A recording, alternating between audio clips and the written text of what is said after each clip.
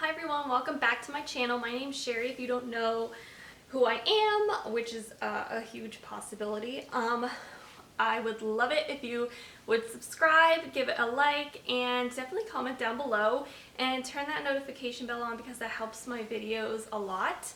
Today I wanted to share some wedding do's and don'ts with you guys. So I got married. I got married November 6th.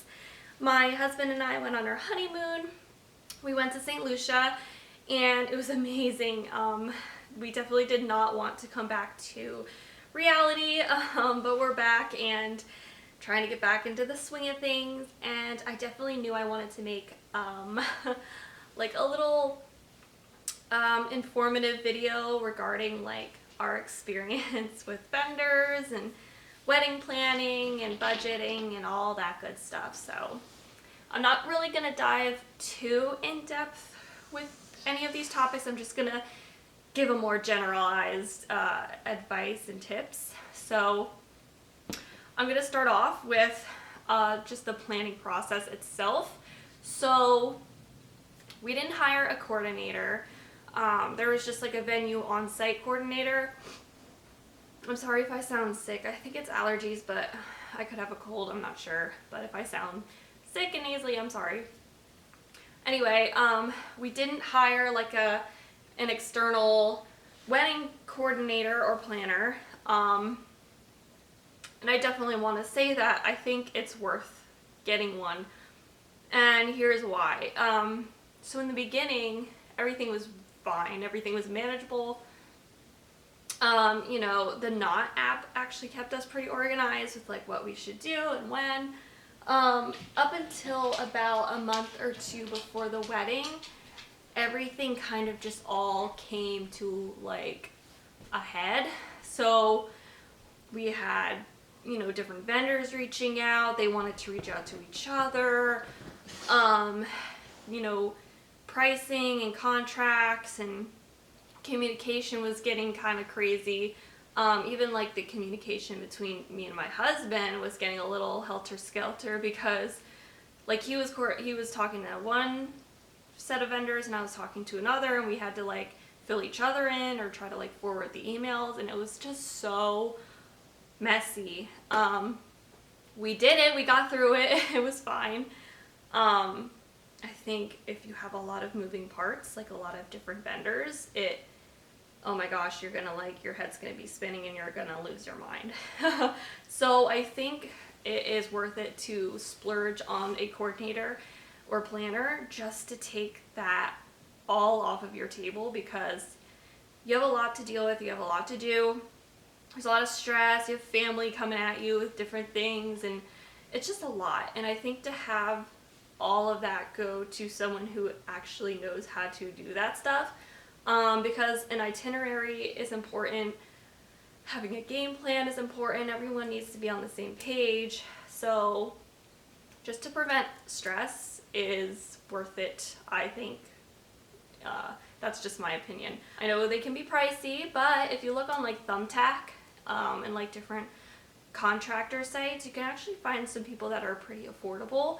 Just look at like their track record and like reviews that people left of them. Do your research in the very beginning.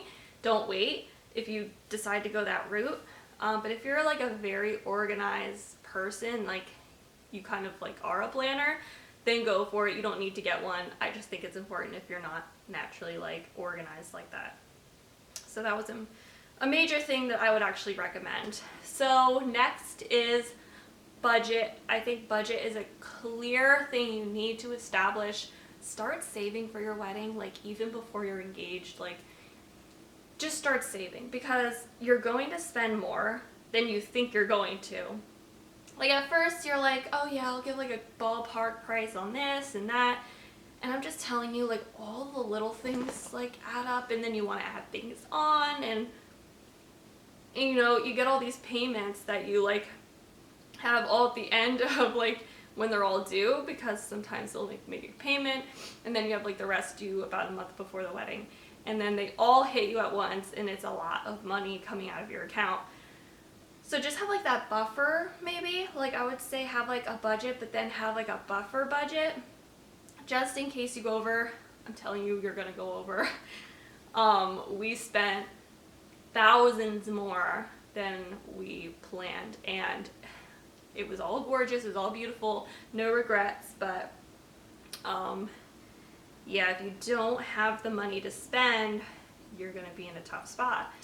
Vendors, I would say compromise where you can, but really stand firm on the things that are important for you. So, photography, videography, things that like capture the day and last forever are so important. You don't want to compromise on a really crappy photographer or videographer, I'm telling you, because these things you keep forever. You want to get, good ones. So I would say splurge in that end, and kind of hold back in other areas. So some things that you can really hold back on are like the favors. If you can't do an open bar, do a cash bar. I think it's tacky, but everyone's different. I'm just saying you could save there. The decor you can kind of save on. Definitely budget that out. Florals, if you can do it yourself, you could even do fake florals. You could save money there. Accessories for yourself, like don't get so bougie with it. I'm telling you, like my wedding shoes were like $40 maybe. No one even saw them. They're just in like a couple of the photos, and like I didn't even wear earrings. I had a bracelet and a necklace, and that was it.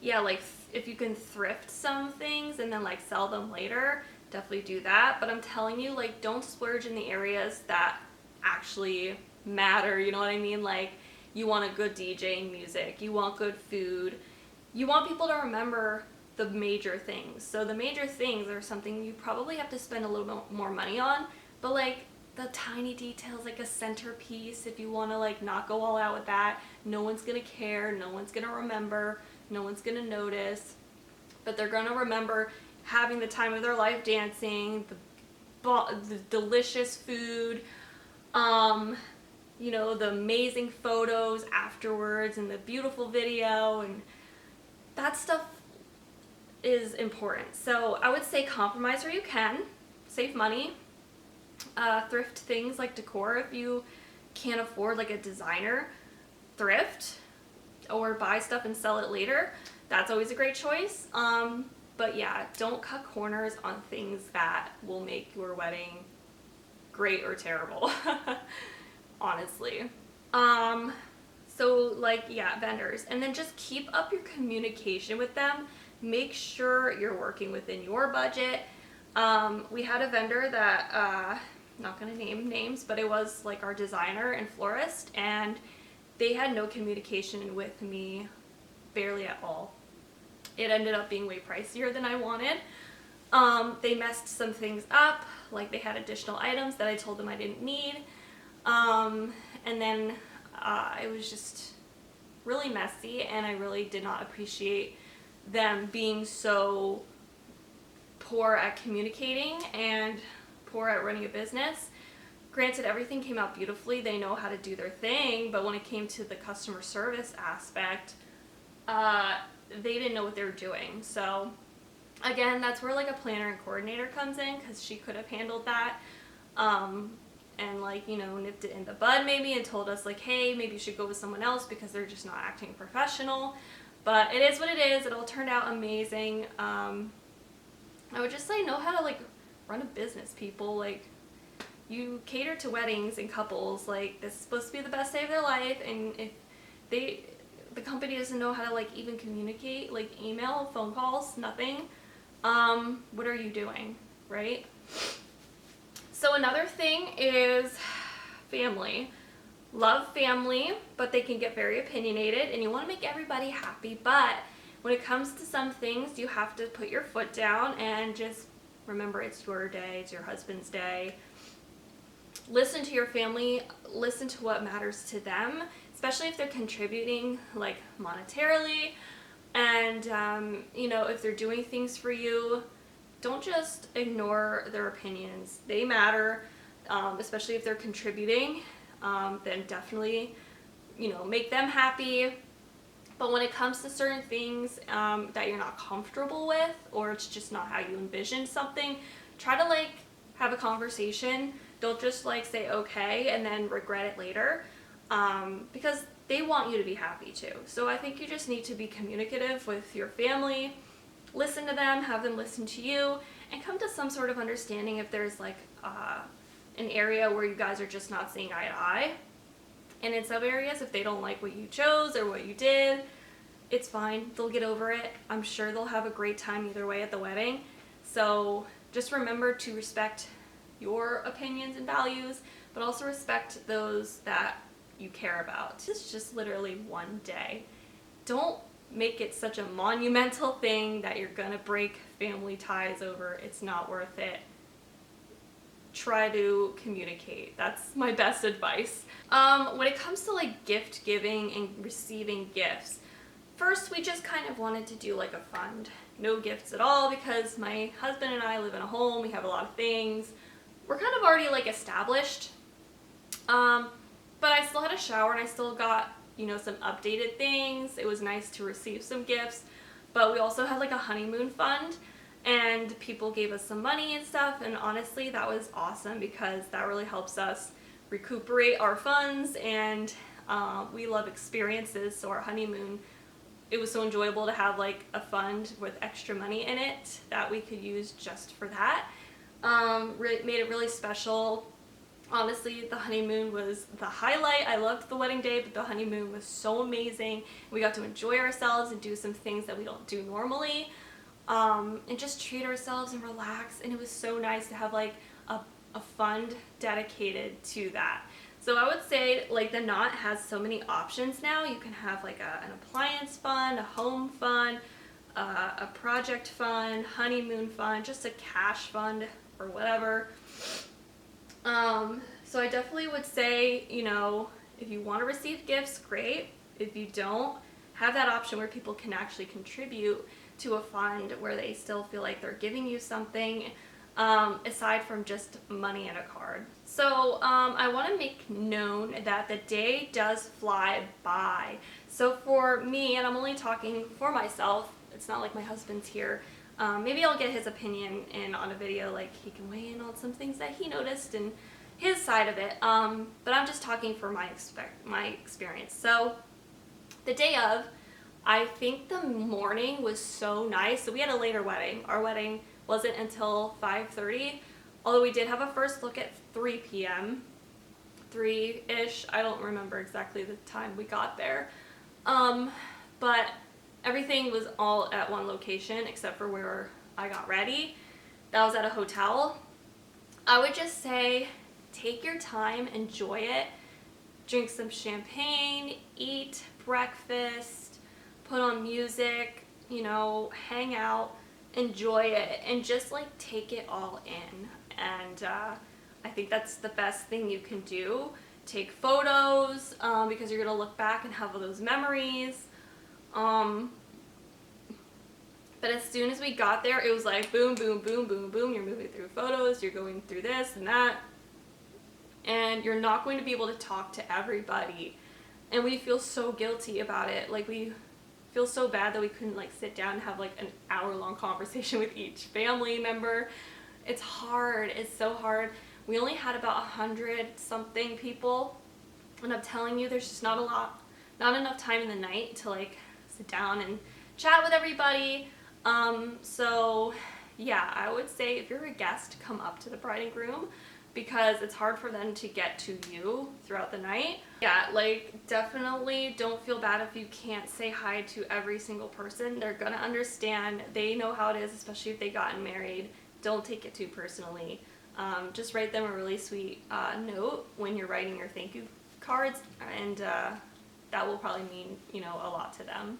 I do want to mention, like, real quick, you know, as far as like the reception goes, I think it's really important for guests to feel as comfortable and stress-free as possible. So I think having an open bar is important. I think having activities is important. We had a photo booth, we had a cigar bar, we had like a cocktail tent, and I think all of those things contributed to people having an amazing time. Like, we had so much good feedback. They loved like how our ceremony was. It was really unique.